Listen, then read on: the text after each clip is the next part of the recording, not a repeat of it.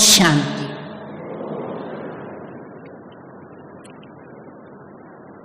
आज हमारा पुण्य पर्व राखी है,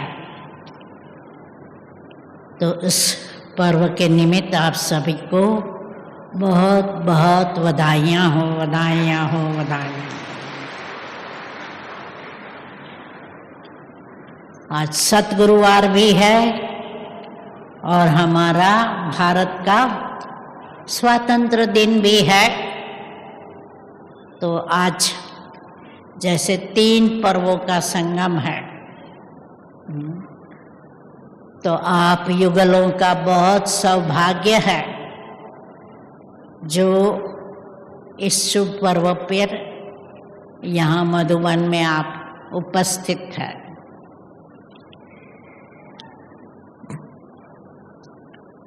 तो बाबा हमें माया से स्वतंत्र अर्थात सच्ची स्वतंत्रता देते हैं। अब तक हम रावण की जंजीरों में फंसे हुए थे, मालूम भी नहीं था कि अब फंसे हुए थे, परंतु फंस गए थे। तो बाबा हमें इन जंजीरों से छुड़ाते हैं। तो उसका मेन उपाय है याद। याद द्वारा ही हम मायाजीत, जगतजीत बनते हैं। तो पहले तो हमें स्वयं की रक्षा करनी है। स्वयं की रक्षा 2 प्रकार से करनी है। एक तो अंदर में हमारी जो 63 जन्म के पुराने संस्कार की माया है, उसको निकालनी है।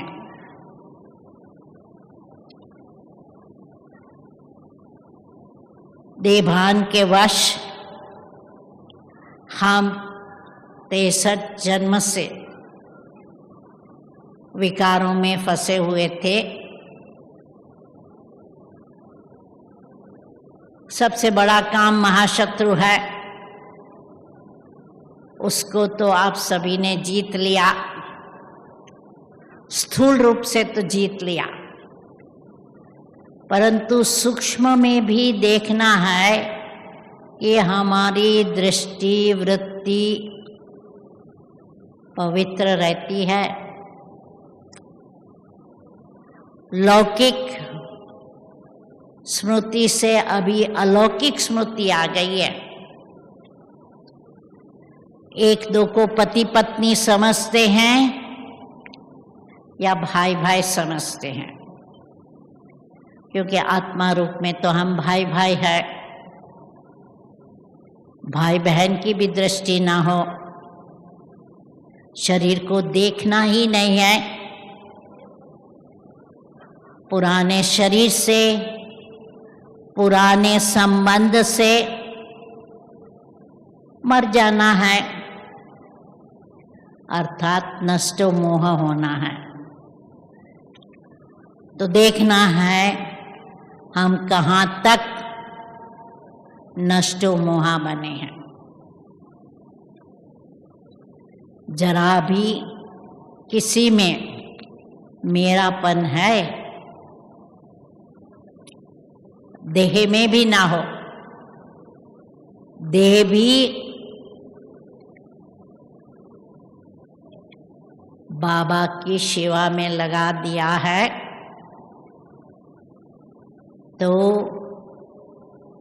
परिवार में रहते न्यारा और प्यारा रहना।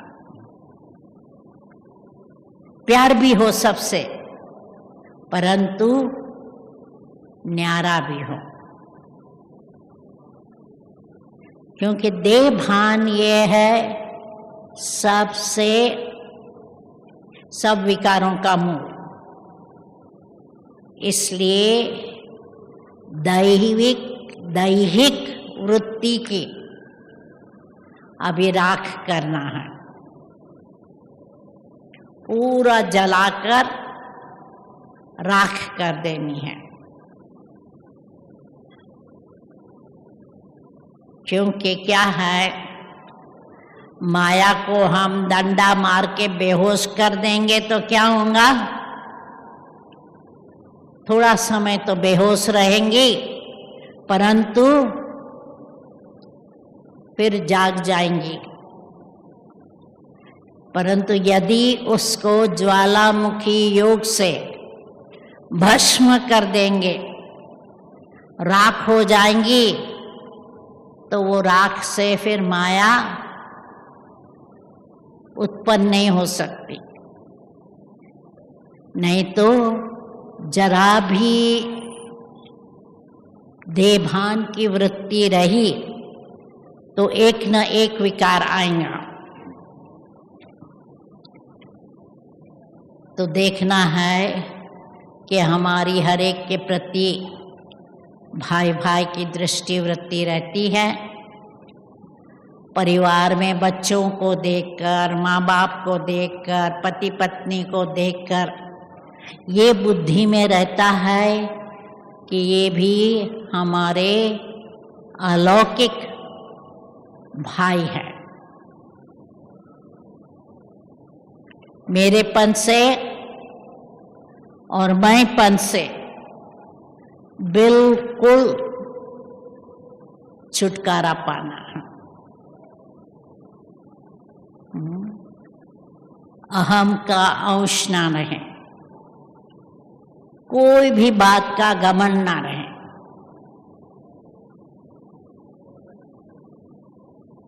अपनी विशेषता का, अपनी पोजीशन का, अपने कुल का,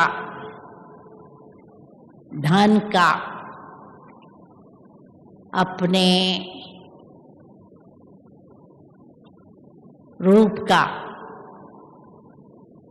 पर्सनालिटी का बिल्कुल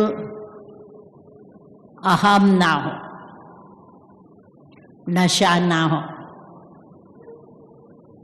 मैं करना नहीं है।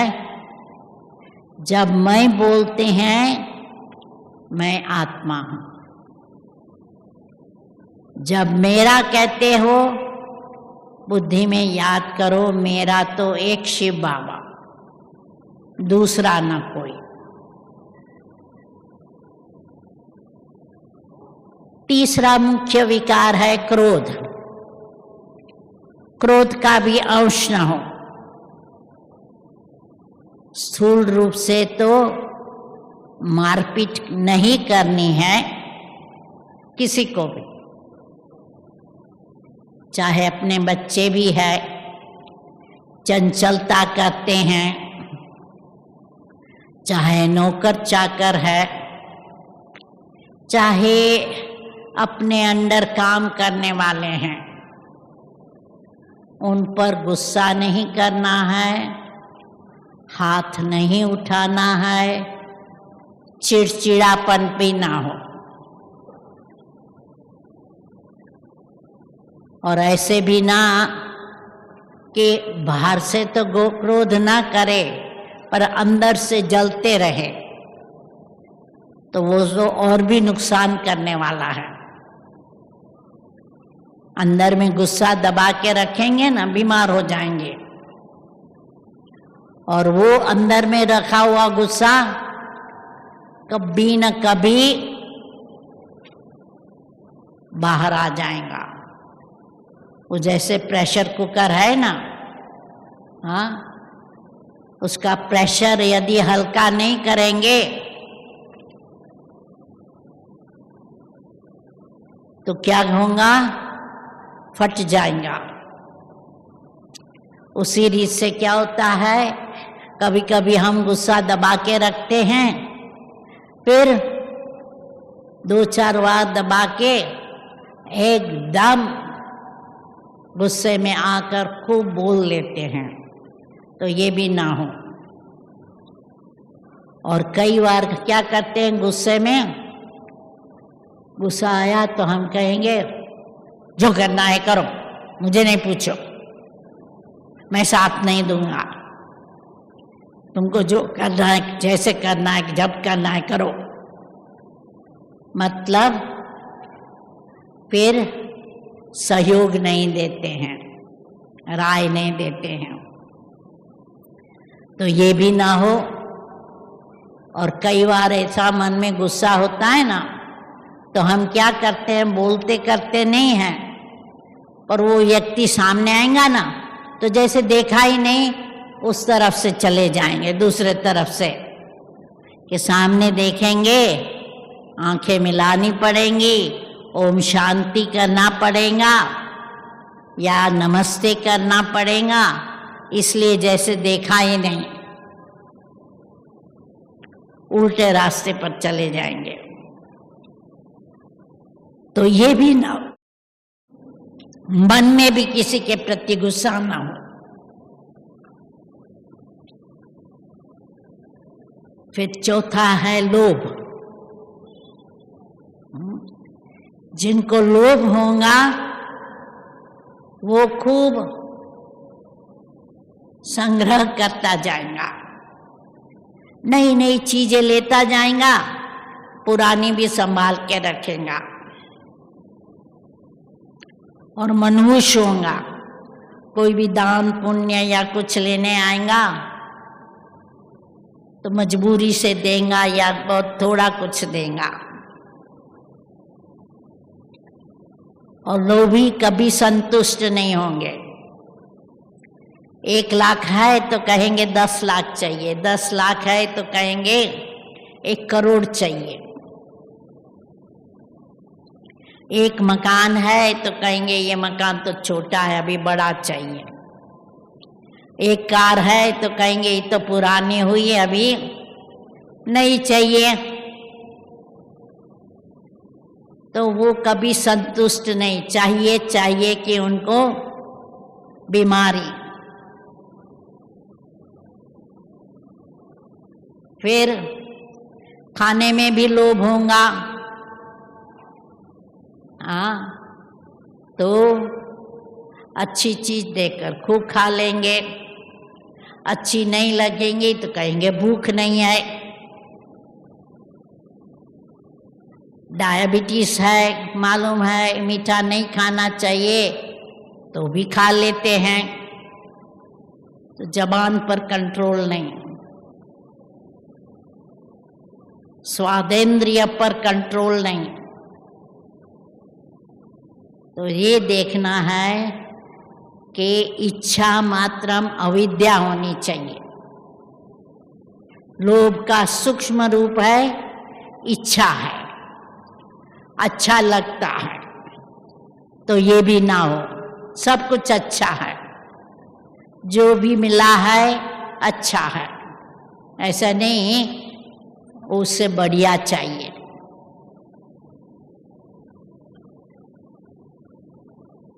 फिर मोह भी कम नहीं है, मोह के वश रोना पड़ता है। हाँ, बच्चा बीमार है, माँ बाप को ज्यादा चिंता हो जाती है। कोई मर गया घर में, रोते रोते थकते नहीं, सालों तक उसको याद करते रहेंगे।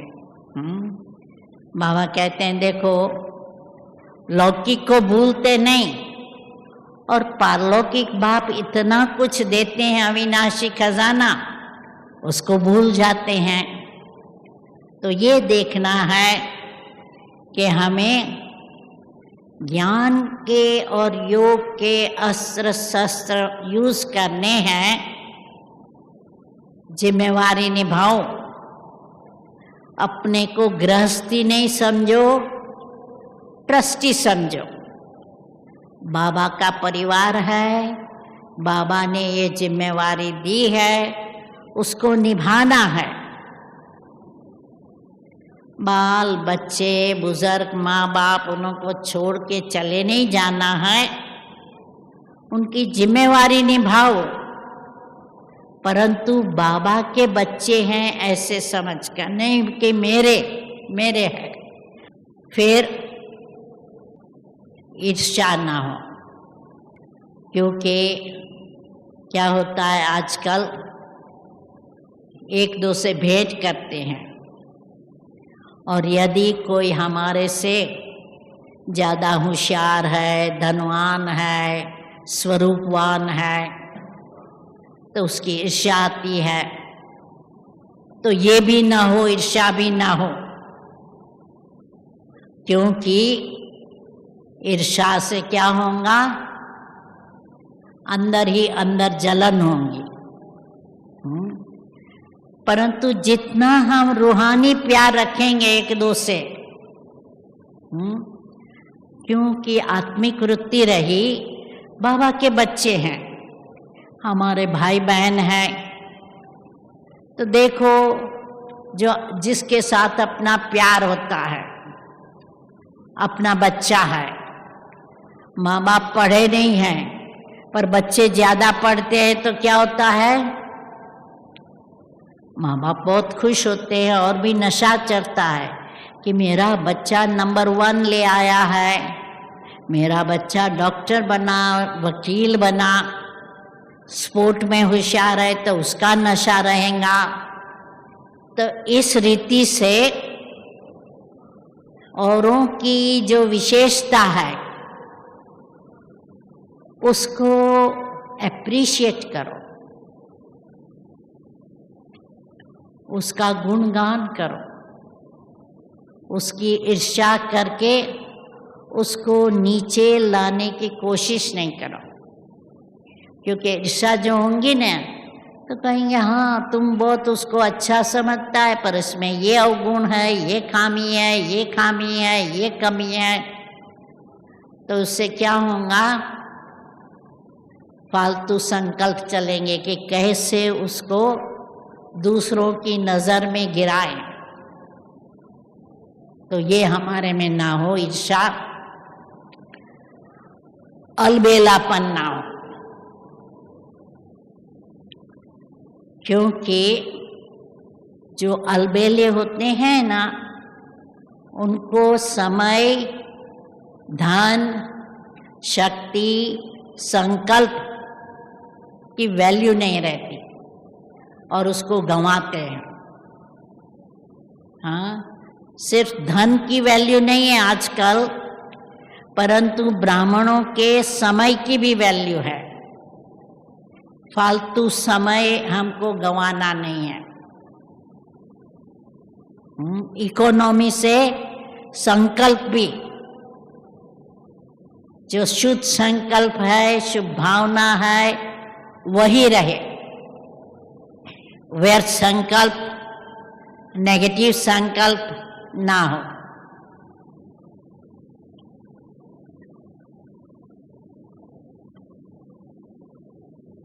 फिर देखना है कि जो हम बोलते हैं, बाबा कहते हैं कम बोलो, धीरे बोलो, सोच समझ कर बोलो। यदि आप कोई भी बात 2 वाक्य में सुना सकते हो, समझा सकते हो, तो 10 वाक्य बोलने की दरकार नहीं। विशेष क्या होता है, ब्राह्मणों को सर्विस का शौक होता है ना, कोर्स कराने के टाइम 1 घंटे का बाबा कहते कोर्स हो, उसमें पौना घंटा ज्ञान दो, 10 मिनट योग कराओ, 5 मिनट अगला लेसन रिवाइज कराओ। परंतु जो बोलने में जिनको बहुत शौक होता है वो क्या करेंगे, कभी कभी एक लेसन का 1.5, 2, 3 घंटा तक लगा देते हैं। प्रश्न पूछते रहते हैं, जवाब देते रहते हैं, आदि आदि। तो ये ना हो।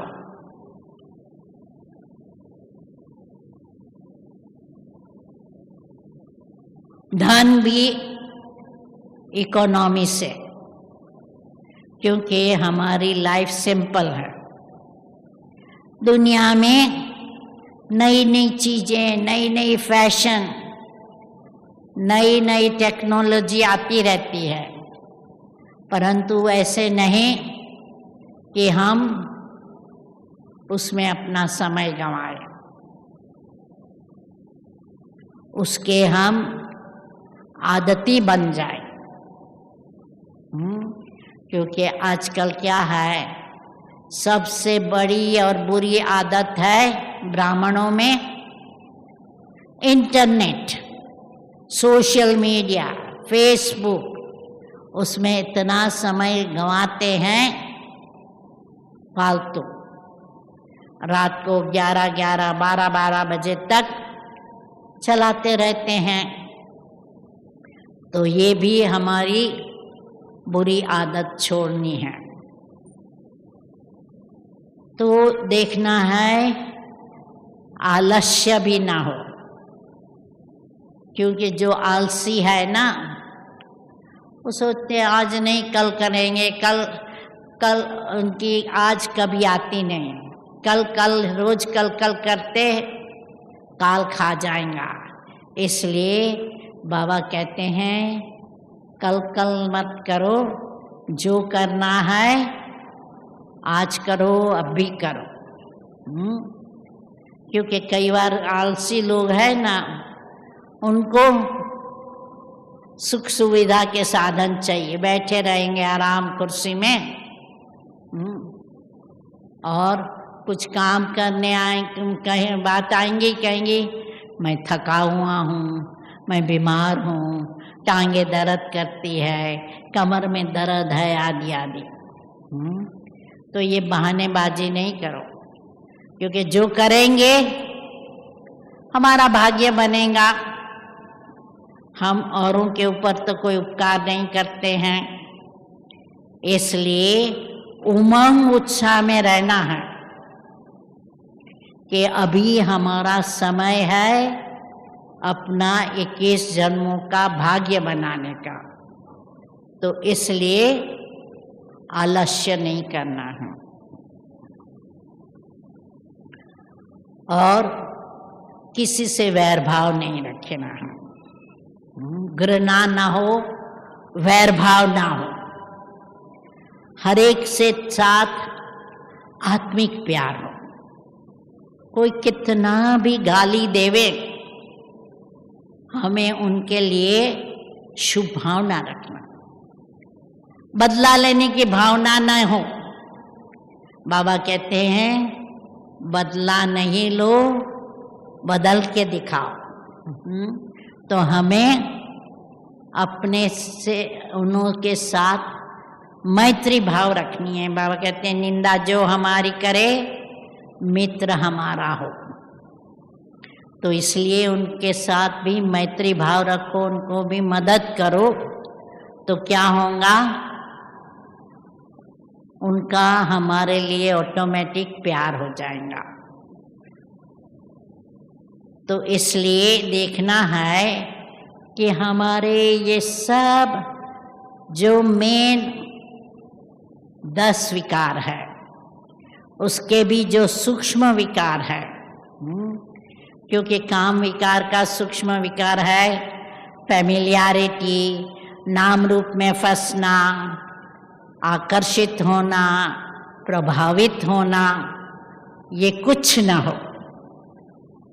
क्योंकि स्थूल में तो काम विकार आप सभी ने जीत लिया, परंतु किसी से प्रभावित हो जाते हैं, उनकी विशेषता को देखकर प्रभावित हो जाते हैं। तो ये भी तो सूक्ष्म में काम का अंश है।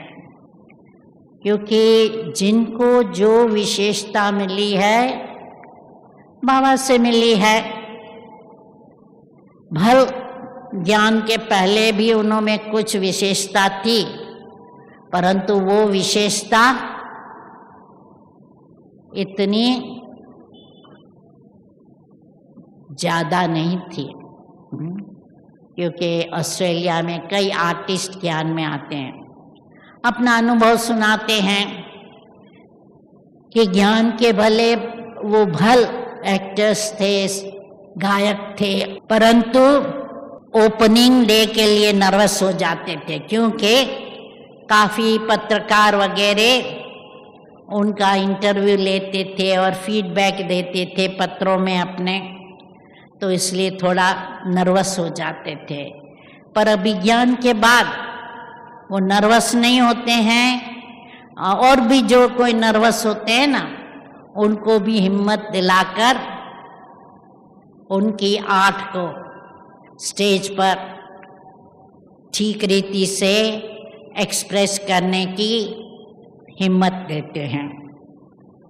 तो इसलिए यदि हमारे में कोई कमी है तो बाबा कहते हैं अपना चार्ट देखकर याद के द्वारा उसका जो ऑपोजिट गुण है, शक्ति है, वो अपने में भरो तो कमी दूर हो जाएंगी।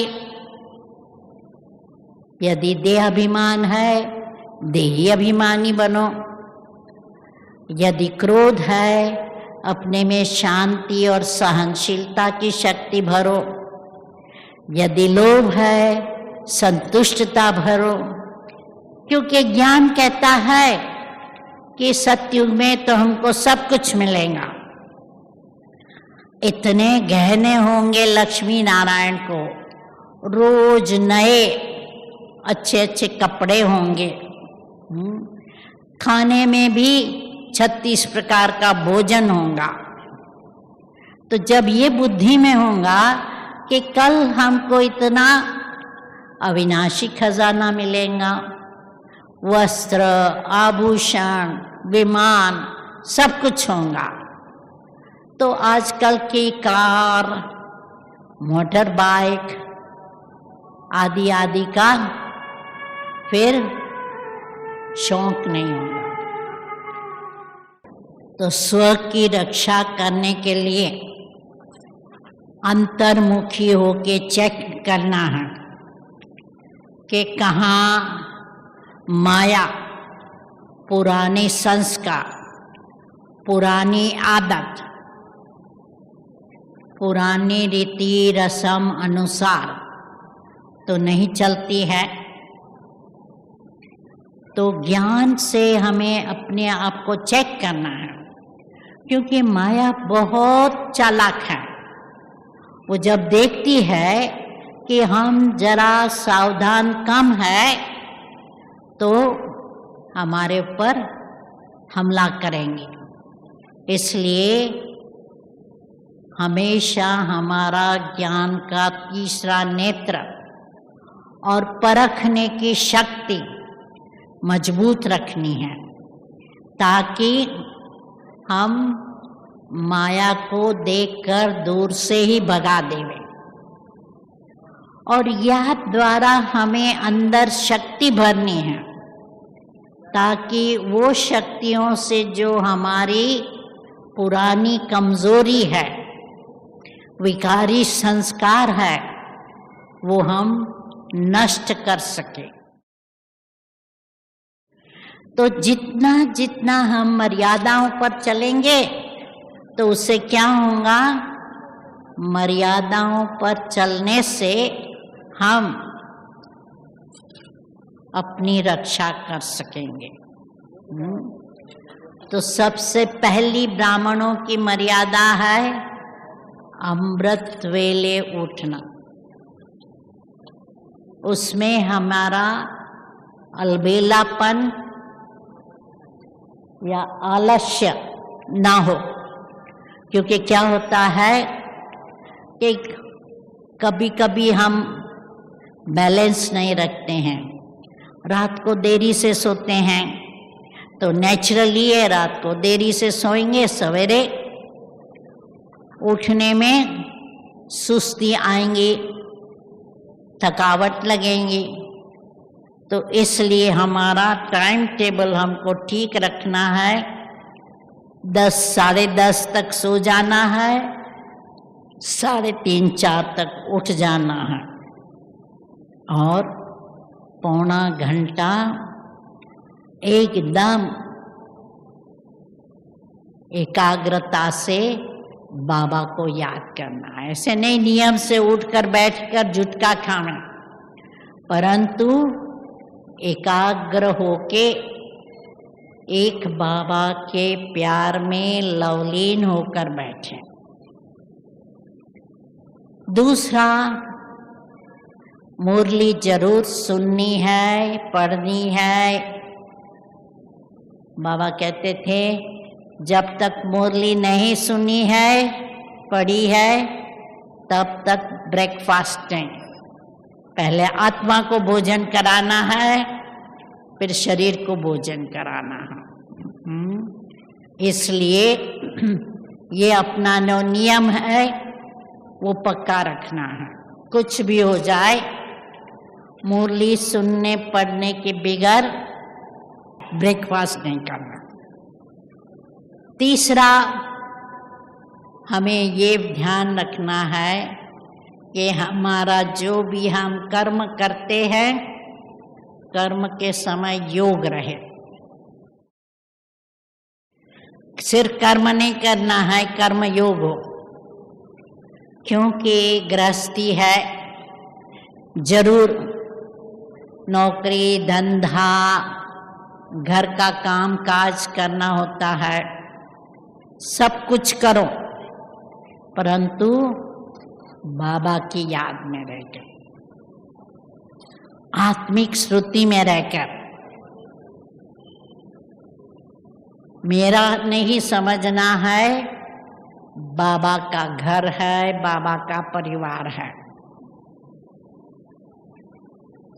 चौथा, भोजन सात्विक हो, बाबा की याद में पकाना है, बाबा की याद में खाना है। किसी भी हालत में प्याज, लहसुन, मांस, मच्छी, अंडे न खाना है, न खिलाना है, न पकाना है, न खरीदना है। ये ध्यान रखना है। खरीदना भी नहीं है, क्योंकि हो सकता है कि परिवार में आपके कोई खाने वाले हैं और बहू है, तो उसके ऊपर जिम्मेवारी आ जाती है, पकाना है, शॉपिंग करनी है। तो ये ध्यान में रखना है कि न हमें खरीदने जाना है, न खाना है, न पकाना है, न सफाई करनी है। कई बार नर्स होते हैं, उनको पेशेंट को खिलाना पड़ता है, तो ये भी कोशिश करके हमारा काम ऐसा हो जो पेशेंट को नॉनवेज नहीं खिलाना पड़े। देखो, यहाँ तो भारत में विशेष वेजिटेरियन ज़्यादा होते हैं, परंतु विदेश में भी क्या है कि जो परिवार में नॉन वेजिटेरियन है, हमारे पास एक माता थी, उसके बच्चे और पति नॉन वेजिटेरियन थे। उसने क्या किया, अपने 13 साल का लड़का था ना, उस लड़के को खाना पकाना सिखा दिया। तो वो अपना नॉन वेजिटेरियन पकाता था और सफाई वगैरह करता था। तो इसलिए क्या है कि उस माता को पकाने से छुट्टी मिल गई।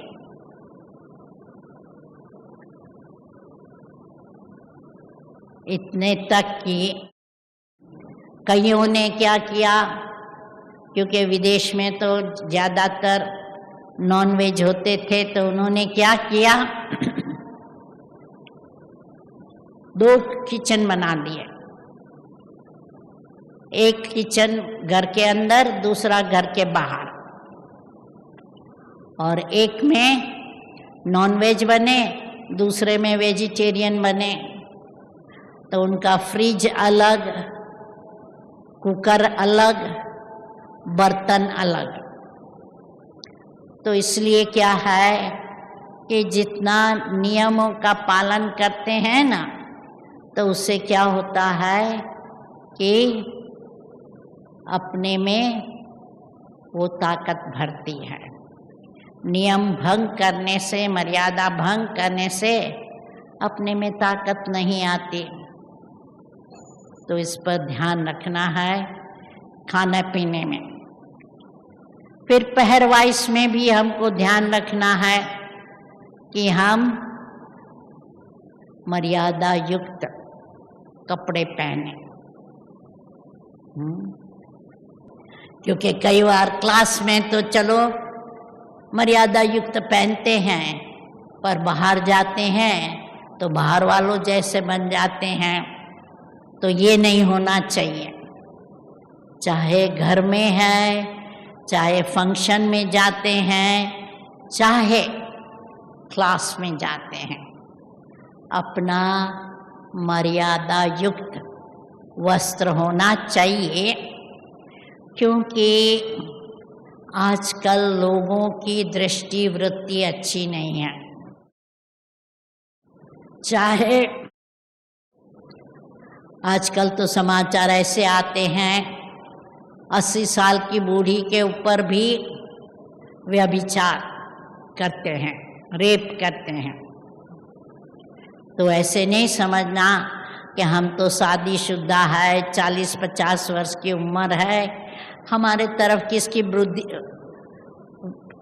वृत्ति दृष्टि खराब जाएंगी। नहीं, उनको तो स्त्री चाहिए, चाहे वो 5 मास की बच्ची है, चाहे 60 साल की बुढ़ी है, उनको तो स्त्री चाहिए जिस पर वो व्यभिचार कर सकते हैं।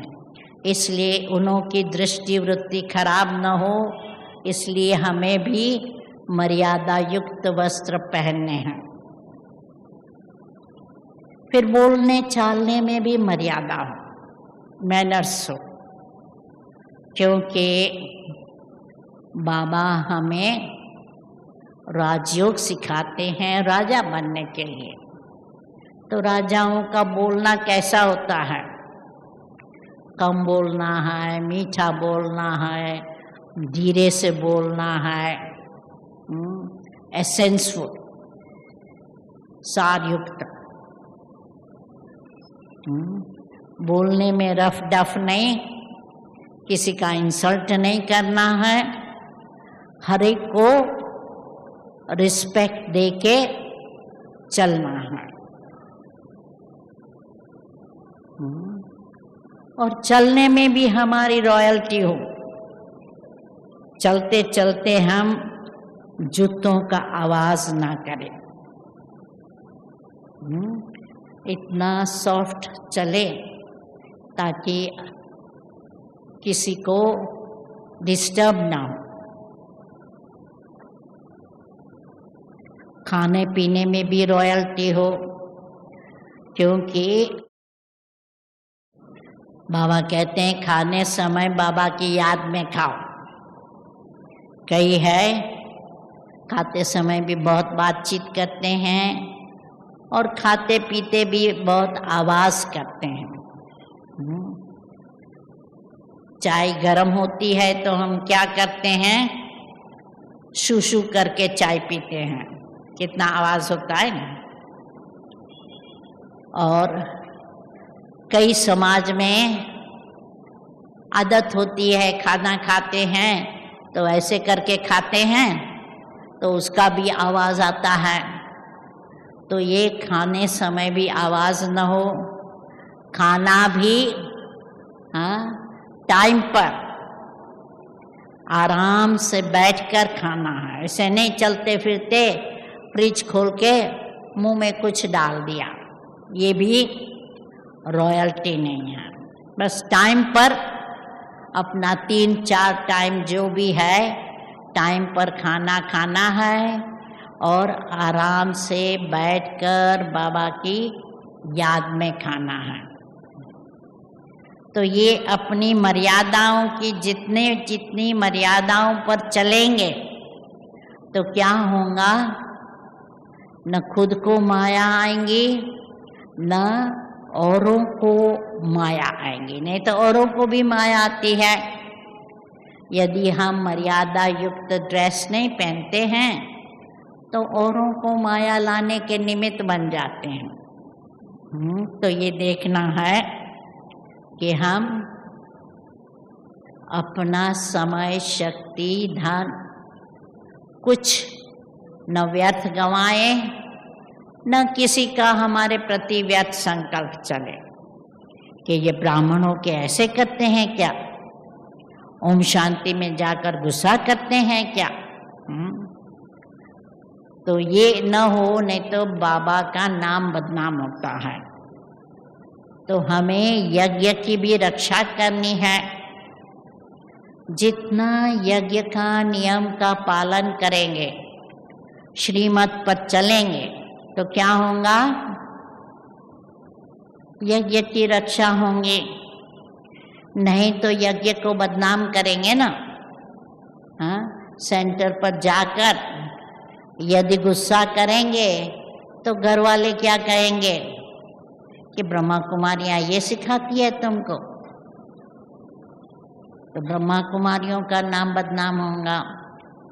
और भी कोई ब्रह्मा कुमार कुमारियों को, मधुबन को, बाबा को यदि कोई ग्लानि करता है तो हमारी क्या फर्ज है,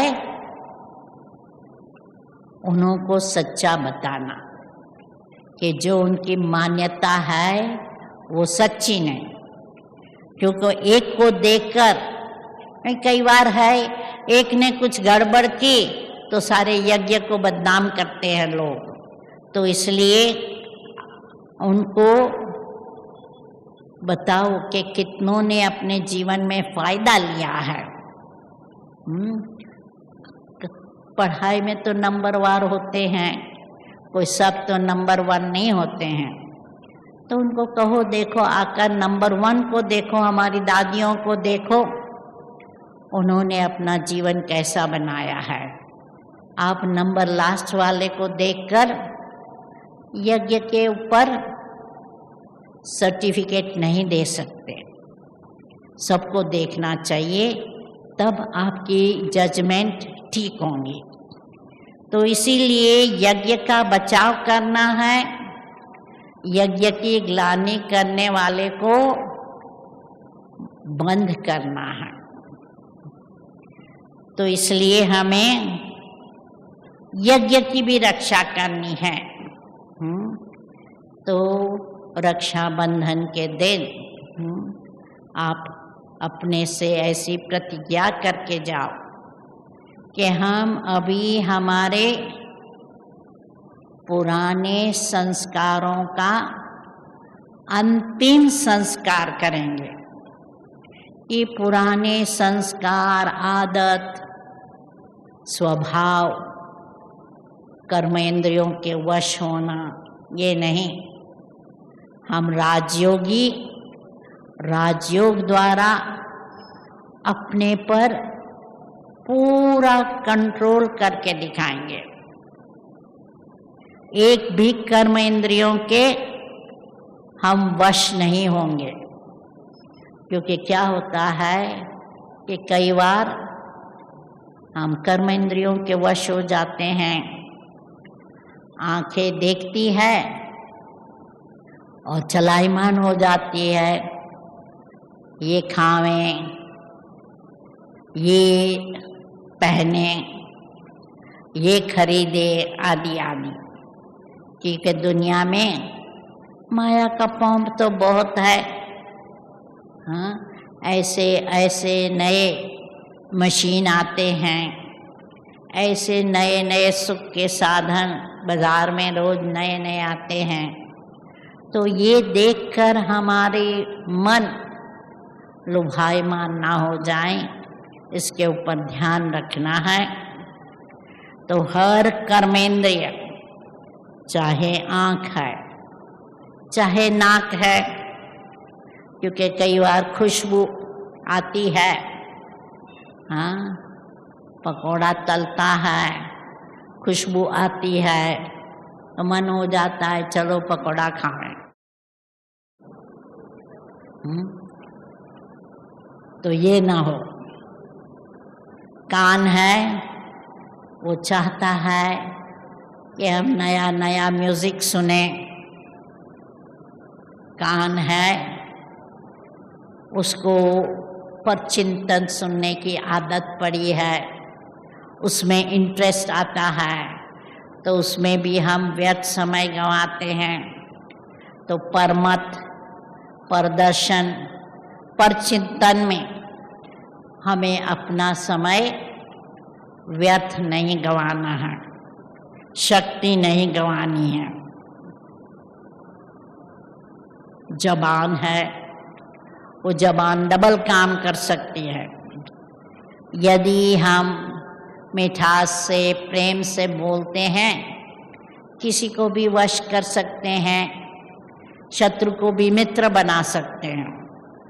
पर यही जबान यदि गुस्सा करती है, कड़वा बोलती है, किसी का अपमान करती है, तो क्या होगा?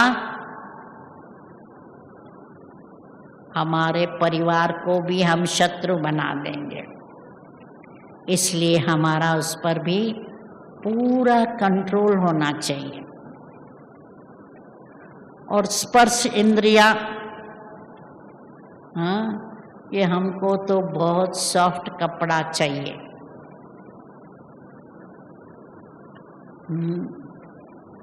या किसी व्यक्ति को पसंद आ गया तो समझेंगे चलो उसको गले लगाएं, उसको चुम्बन करें, उसका हाथ पकड़ें, आदि आदि। तो ये भी नहीं होना चाहिए, चाहे अपना परिवार भी क्यों ना हो, पति पत्नी भी क्यों ना हो, परंतु जितना हो सके कम स्पर्श और जितना हो सके स्वावलंबी बनना है।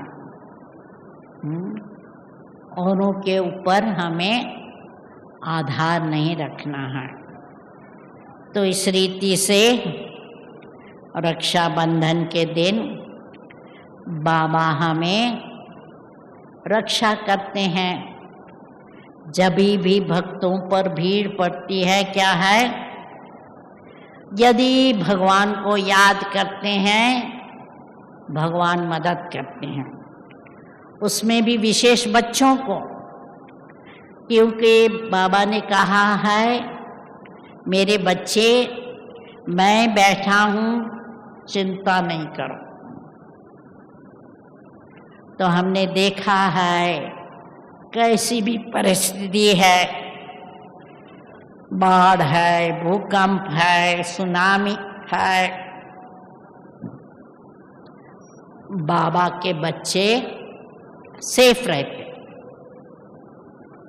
उसमें भी उस समय मेरा बाबा कहा, और आप देखेंगे आपका रास्ता क्लियर हो जाएगा।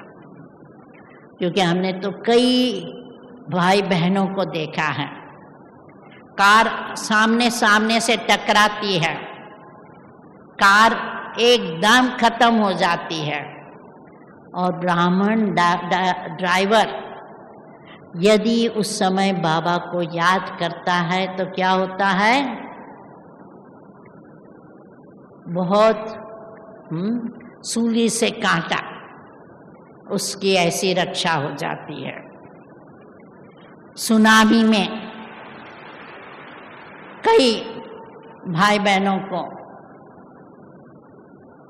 समझो, सुनामी के टाइम 6 देशों में पानी आ गया, 6 घंटे में लाखों लोग मर गए, परंतु बाबा के एक भी बच्चा नहीं मरा।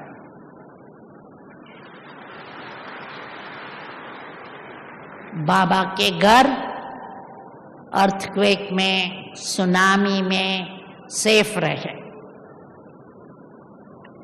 तो इसलिए हमने देखा है बाबा तो हमारी रक्षा करता है, परंतु उस समय हाय राम क्या होगा ये नहीं सोचना। मेरा बाबा कहो और बाबा कहते हैं मैं तुम्हारी रक्षा करूँगा। तो इसलिए बाबा की जितनी हम श्रीमत का पालन करेंगे, बाबा बैठा है, करावनहार बैठा है, तो हमारा सब कुछ ठीक हो जाएगा। तो इसलिए हमें बुद्धि में रखना है हमको क्या करना है, और बाबा फिर अपना काम करेगा। ओम शांति।